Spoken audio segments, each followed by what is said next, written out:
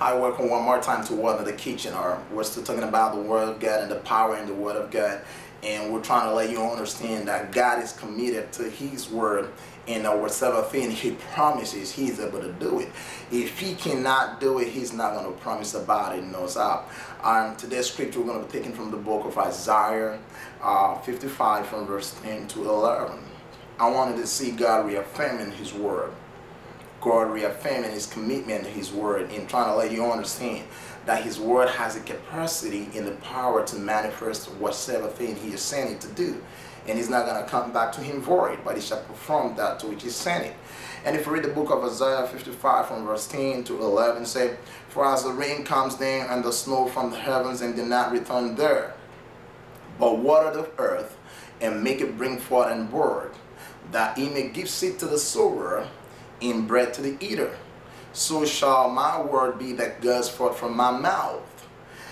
It shall not return to me void, but it shall accomplish that which I please, and it shall prosper in the thing for which I sent it." God is reassuring you that His word will definitely prosper in the thing to which He sent it to do. It shall not return to Him void. Hallelujah. God is showing you the power of His word as the rain comes down, and water the earth, and even the desert part of the world.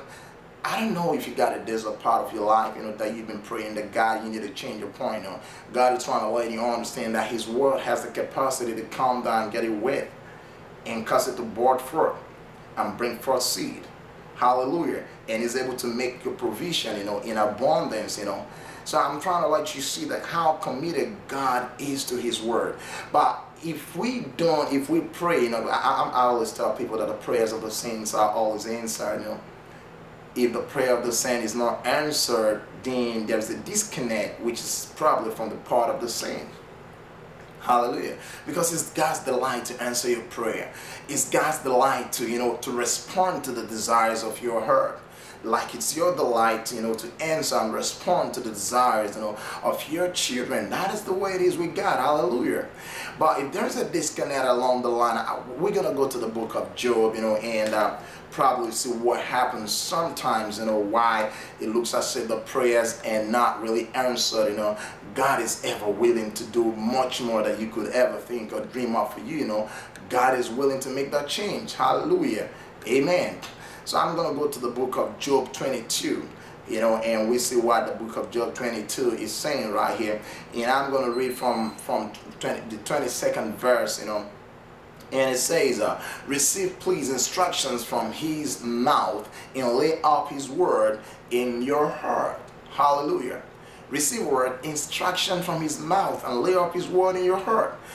For things to change, for you to make a difference, there is a need, for you to have something stored in the inside of you. It takes what you got in the inside of you to manifest something outside. If you don't have any input, you can't have an output. Hallelujah. So He said, store His word. I see some of the believers recorded, "Out of your belly shall flow rivers of living water." Yeah. It shall flow rivers of living water, but you got to put the water in the inside of you, for it to flow out for it. Hallelujah. And if we go further to verse 20, to say, "If you return to the Almighty, you will be built up, and you will remove iniquity from your tent." Hallelujah. God is making promises in the book of Job 22 verse 23 here, that if you return to Him, He's going to build you up. And not just building you up, He said He should take away iniquity from your tent. You cannot be, claiming to be with Him and you still committed to sin. He that is born of God cannot be committed to sin. He cannot be committed to the wrong ways. That is why the Bible said you should lay it up in your heart, His word. David said something. He said, "Your word have I hid in my heart, that I may not offend you." Hallelujah. So there is need for you to store the treasure of His word in the inside of you. And if we go back to verse 24, it says, "Then you will lay your gold in the dust, and the gold of Ophir among the stones of the brooks. Yes, the Almighty will be your gold and your precious silver. For then you will have your delight in the Almighty, and lift up your face to God." Hallelujah. You will make your prayers to Him, and He will hear you. Amen. Hallelujah. Then you will delight in Him. You know, not just taking away iniquity from his part, from your tent, you know, you also have to delight in the Almighty, you know. And the Bible says something, you will make your prayers to him and he will hear you. You gotta delight yourself in the Lord. You gotta have his word dwelling richly in the inside of you. You gotta have yourself, you know, separate yourself from iniquity. And then delight in him and you will make your prayers. And the Bible said that he will hear you. Hallelujah.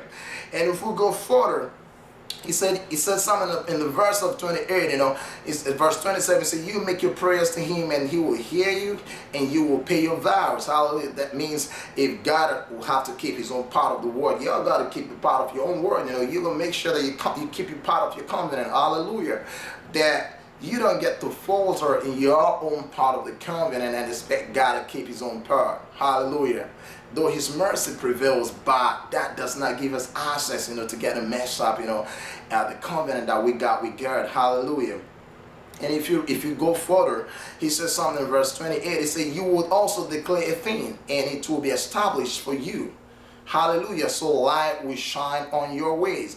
You will also declare a thing, and it will be established for you. That means God is going to establish it for you.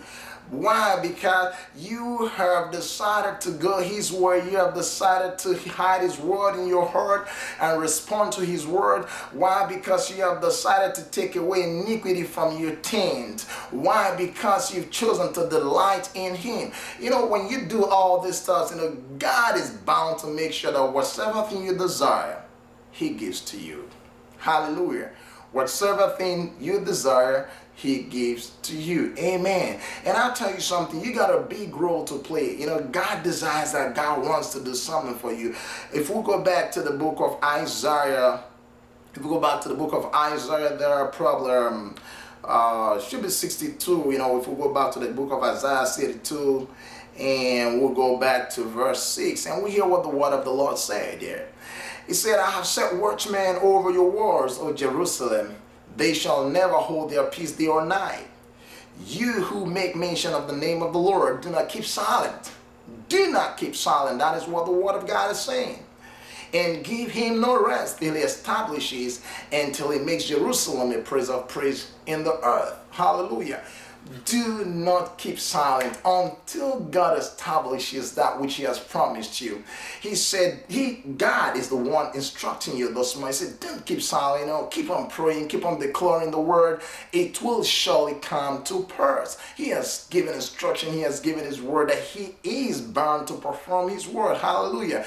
Don't keep silent. And for some of us, I say, oh, that was in the Old Testament, you know, I don't believe in the Old Testament, you know. I got it somewhere for you in the New Testament.